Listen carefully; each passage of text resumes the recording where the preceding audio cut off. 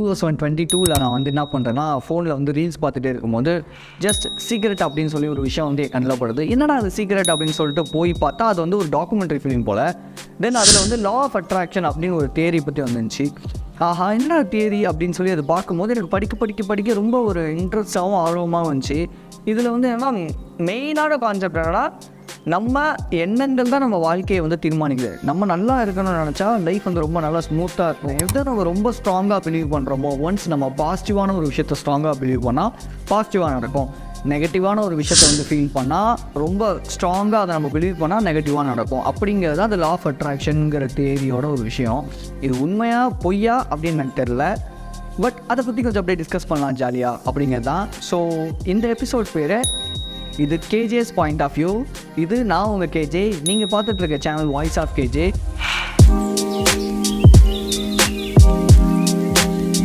Law of attraction அப்படிங்கிறது concept வந்து உங்களுக்கு எல்லாருக்குமே மேக்ஸிமம் தெரிஞ்சிருக்கும். முன்னாடி சொன்ன மாதிரி தான் நம்மளோட எண்ணங்கள் தான் வாழ்க்கையை தீர்மானிக்கிறது. என்னென்ன வேஸில் லா ஆஃப் அட்ராக்ஷன் அப்படிங்கிற தேவையை நம்ம லைஃப்பில் வந்து நம்ம லைஃப்பை ஒரு இம்ப்ரூவ் பண்ணுறதுக்கான ஒரு நெக்ஸ்ட் ஸ்டெப்பாக வந்து பார்க்கலாம். அப்படின்னா ஃபஸ்ட்டு விஷயம் விஷுவலைசேஷன். ஸோ நமக்கு வந்து ஒரு சர்டைனில் நான் வந்து இந்த கம்பெனியில் இந்த இடத்துல நான் இப்படி வேலை செய்யணும், ஓகேவா, அப்படிங்கிறது என்னோட ஒரு கோல்னு வச்சுக்கோங்களேன். ஸோ அந்த கோலை நான் என்ன பண்ணுன்னா ப்ராப்பராக நான் விஷுவலைஸ் பண்ணணும்.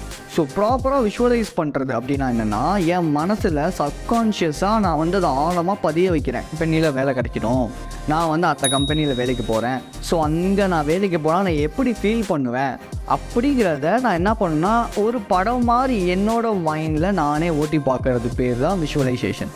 ஸோ அப்துல் கலாம் கூட சொல்லியிருப்பார்ல, கனவு காணுங்கள். அவர் சொன்ன கனவை நம்ம எல்லாருமே தப்பாக நினச்சிட்ருக்கோம், தூங்கும் போது வர கனவு அப்படின்ட்டு. பட் அப்துல் கலாம் சொன்னது என்னென்னா இதை தான், கனவு அப்படிங்கிறது விஷன், நம்மளோட விஷன், நம்ம எங்கே போகணும், நம்ம என்ன ஆகணும் அப்படிங்கிற அந்த ஒரு விஷன். ஆல்கெமிஸ்ட் அப்படிங்கிற புக்கில் இந்த ஒரு விஷயத்தை வந்து சூப்பராக வந்து சொல்லியிருப்பாங்க.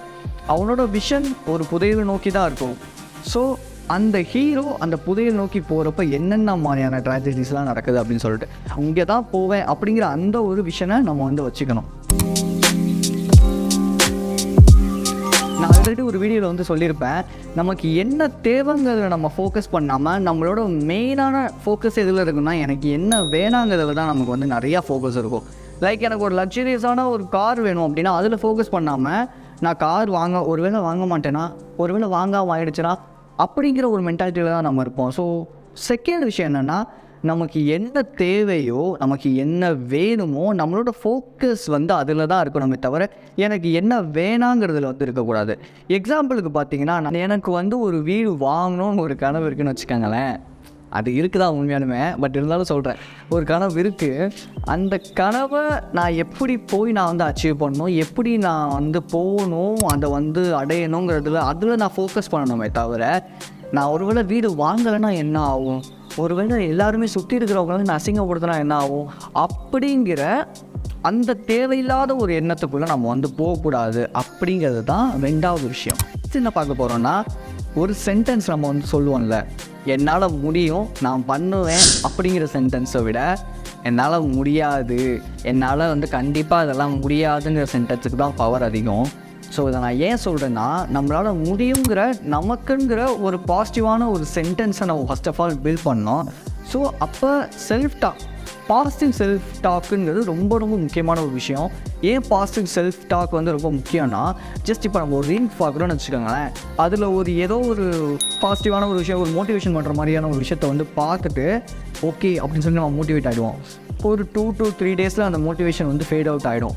இப்போ அதுவே நம்ம செல்ஃப் டாக் மூலியமாக ஒரு பாசிட்டிவான சென்டென்ஸ் நமக்குள்ளேயே ஃப்ரேம் பண்ண சப்கான்ஷியஸ்லி நீங்கள் என்ன பண்ணுவீங்கன்னா, நீங்கள் ஒரு அப்படிப்பட்ட ஆளாகவே மாறக்கூடிய வாய்ப்புகள் இருக்குது. அதனால் பாசிட்டிவ் செல்ஃப் டாக், நீங்கள் பேசுகிற விஷயங்கள், உங்களுக்குள்ளேயே நீங்கள் பேசுகிற விஷயங்கள் வந்து எப்போவுமே என்னால் முடியும், நான் செய்து முடிப்பேன் அப்படிங்கிற மாதிரி ஒரு பாசிட்டிவான செல்ஃப் டாக் வச்சுக்கோங்க. என்னால் முடியாது, நான் பண்ண மாட்டேன், நான் ஒரு வேஸ்ட்டுங்கிறத விட என்னால் முடியும், நான் பண்ணுவேன், நான் ஒரு சூப்பரு, நான் ஒரு அல்டிமேட்டு, நான் ஒரு ஹீரோ அப்படிங்கிற அந்த ஒரு பாசிட்டிவான செல்ஃப் டாக் வச்சுக்கிறது உங்களுக்கு ரொம்ப நல்ல விஷயம். லா ஆஃப் அட்ராக்ஷன் பற்றி பேசுகிற நிறைய சேனல்ஸில் கிராட்டிடியூட் அப்படிங்கிற ஒரு விஷயத்த நீங்கள் கண்டிப்பாக பார்த்துருப்பீங்க. நம்மக்கிட்ட என்ன இருக்கோ அதுக்கு நன்றி சொல்லணும். சின்ன சின்ன விஷயங்களுக்கு நம்ம நன்றி சொல்லணும். என்கிட்ட நான் போடுற ட்ரெஸ்ஸுலேருந்து எனக்கு நைட்டு வர தூக்கம் வரைக்கும் நான் நன்றி சொல்லுவேன். அதே மாதிரி தூங்க போகிறதுக்கு முன்னாடி எனக்கு அன்றைக்கி நாளில் நடந்த எல்லாத்துக்குமே நான் நன்றி சொல்லுவேன். அது தப்பாகவும் இருக்கலாம், ரைட்டாகவும் இருக்கலாம். நம்ம ஒரு விஷயம் வந்து தப்புன்னு நினைப்போம், பட் அதில் நமக்கு பின்னாடி ஏதோ ஒரு நல்லது இருக்கும் இல்லைங்களா? ஸோ அதனால் நம்மக்கிட்ட இருக்கிற எல்லா விஷயத்துக்கும் நம்ம நன்றி சொல்லும் போது நான் வந்து நிறைவாக இருக்கேன், நான் வந்து ஃபுல்ஃபில்டாக இருக்கேங்கிற ஒரு மென்டாலிட்டிக்கு நம்ம போவோம். சில பேர் சொல்லுவாங்க இதெல்லாம் பண்ணால் ஆகுமா, நடக்குமா அப்படின்னு. பட் நான் எக்ஸ்பீரியன்ஸ் பண்ணியிருக்கேன். என்கிட்ட இருக்கிற எல்லா விஷயத்துக்கும் நன்றி சொல்லும் போது எனக்கு வந்து ஒரு ஹாப்பினஸ் கிடைக்கிது. ஜஸ்ட் நான் இப்போ ஒரு டீ கடையில் போய் டீ குடித்தா கூட, ஒரு டீ வாங்குறப்பையும் நான் அந்த டீ போடுற அண்ணனுக்கு தேங்க்ஸ் சொல்லுவேன். அதே மாதிரி அந்த டீ குடிச்சிட்டு கிளாஸ் வைக்கிறப்பையும் அண்ணன் டீ நல்லாயிருக்கு தேங்க்ஸ் அப்படின்னு சொல்லுவேன். அப்படி சொல்லும்போது எப்படின்னா, ஒரு எவ்வளோ காசு கொடுத்தாலும் ஒரு சந்தோஷம் ஒன்று கிடைக்காதுல்ல, எனக்கு அந்த ஒரு சந்தோஷம் வந்து கிடைக்கும்.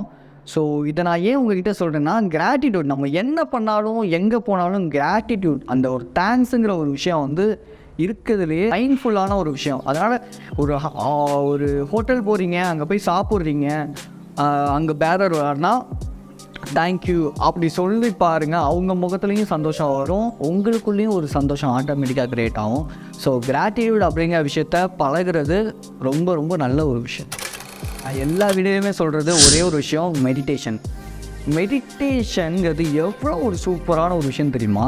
நீங்கள் வந்து உங்களோட மூளை எந்நேரமும் எதையாவது பற்றி யோசிச்சுக்கிட்டே இருக்கும். ஸோ அந்த மாதிரி டைமில் நீங்கள் ஒரு அரை மணி நேரமோ 1 மணி நேரமோ இல்லை அட்லீஸ்ட் ஒரு 15 நிமிஷமோ உங்களுக்காக ஸ்பெண்ட் பண்ணி உங்களோட ஒன்று கைடட் மெடிடேஷனோ இல்லை உங்களோட மூச்சை வந்து உள்ளே இருக்கிறதையும் வெளியே விடுறதையும் அதை கவனித்து நீங்கள் மெடிடேட் பண்ணுறதோ, அது மேலே கவனம் செலுத்துகிறதோ, இந்த மாதிரி விஷயங்கள் உங்களோட லைஃபே வேறு ஒரு பெர்ஸ்பெக்டிவில் பார்க்க வைக்கும்.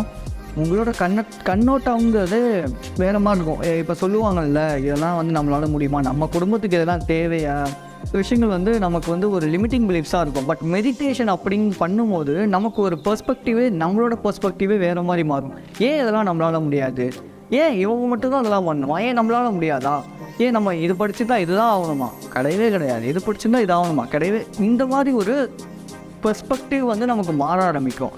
ஸோ நம்ம சுற்றி இருக்கிறவங்க சொல்கிறதெல்லாம் வந்துட்டு நமக்கு அதெல்லாம் கிடையாது, நான் ட்ரை பண்ணி பார்ப்பேன் அப்படிங்கிற ஒரு மென்டாலிட்டி வரும். ஃபிசிக்கலி ஃபிட்டாக இருந்தால் மட்டும் போதாது, மென்டலி ஃபிட் ஆகணும்னா மெடிடேஷன் இஸ் கம்பல்சரி. நம்மளால் முடியவே முடியாதுன்னு ஒரு சில விஷயங்கள் இருக்கும்ல, இதெல்லாம் பண்ணும்போது ஏன் நம்மளால் முடியாது அப்படிங்கிற ஒரு கேள்வி வரும். ஏன் இதெல்லாம் நம்மளால் முடியாதுங்கிற ஒரு கேள்வி ஒன்று நமக்கு வந்துடுச்சுன்னா, கண்டிப்பாக நம்மளால் எல்லாம் முடியுங்கிற ஒரு கான்ஃபிடென்ஸ் கிடைக்கும். கான்ஃபிடென்ஸ் கிடச்சிச்சின்னா உங்களால் கண்டிப்பாக ஒரு நெக்ஸ்ட் லெவலுக்கு உங்கள் ஃபேமிலியை கொண்டு போக முடியும். ஓகேவா? நம்ம பெரிய ஆள் ஆகணும்னு அவசியமே கிடையாது. நம்மளோட ஃபேமிலி வந்து ஒரே ரேஞ்சில் இருக்குது, அதை நெக்ஸ்ட் ஸ்டெப்பு கொண்டு போனோம் அப்படின்னா நம்ம லைஃப்பில் ஒரு சில விஷயங்கள் சின்னதாக கொண்டு வர்றது மூலியமாக நம்மளால் நெக்ஸ்ட் ஸ்டெப்புக்கு போக முடியும்னு நான் நம்புகிறேன். ஸோ உங்களுக்கும் இந்த வீடியோ வந்து யூஸ்ஃபுல்லாக இருக்கும்னு நினைக்கிறேன். உங்கள் ஃப்ரெண்ட்ஸ் யாராக இருந்தாங்கன்னா ஷேர் பண்ணுங்கள், லைக் பண்ணுங்கள், கமெண்ட் பண்ணுங்கள். அப்புறம் முக்கியமாக சில பேர்லாம் வந்து சப்ஸ்கிரைப் பண்ணாமலே நம்ம சேனலை வந்து நிறைய பேர் பார்க்குறீங்க, அதனால் எனக்கு சப்ஸ்கிரைபர்ஸே வர மாட்டேறீங்க. ஸோ சப்ஸ்கிரைப் பண்ணிவிட்டு நம்ம சேனலை வந்து பாருங்கள், தொடர்ந்து வீடியோஸ் வந்துகிட்டே இருக்கும். தேங்க்யூ.